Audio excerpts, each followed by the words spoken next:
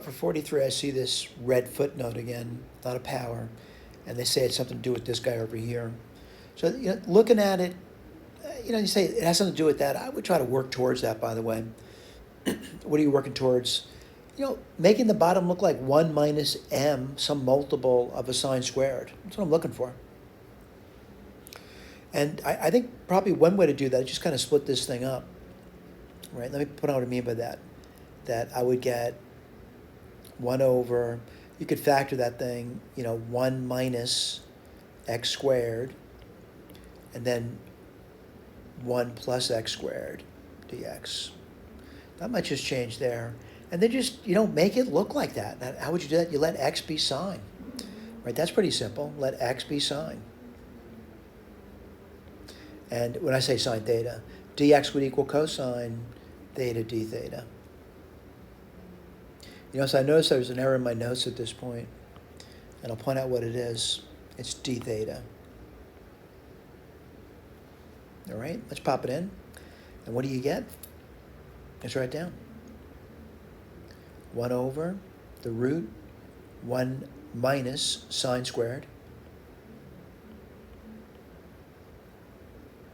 times 1 over 1 plus sine squared, and then dx is cosine theta d theta.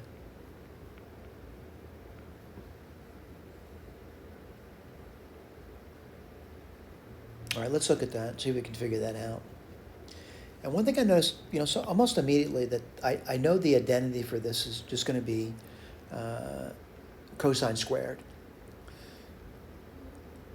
And again, on some invertible region, it's going to be a positive, so I'm going to just accept that invertible region.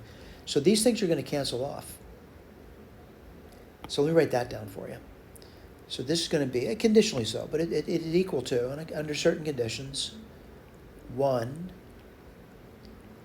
plus sine squared theta d theta. I'm going to repeat that. 1 minus sine squared theta is cosine squared theta. The square root of cosine squared theta on some interval is going to be cosine theta, and the cosine thetas are going to disappear. All right?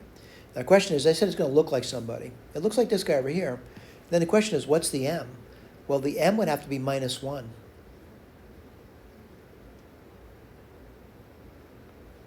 Let's write down what we're going to get then. What are we going to get there? Well, let's write that down. It's going to be the big F x slash minus 1, close it, plus c. What do we get over here? We're getting the answer. Oh, you know what? I made a mistake, and I just noticed it. And I really have to say, I don't know why I did that. Let me go back over here, and I apologize for that. Maybe it was just, being tired. A nice excuse, right? But let's write this down. What's it going to be? Let's write this. Be very careful about it, too. It's going to be equal to the big F. It's going to be it's going to be the theta. That was my mistake. I called it x. It's not x. It's a theta minus 1. I think that's the reason I got a mistake. I forgot to do that. And then plus c star. And what's theta? It's right up here. It's arc sine.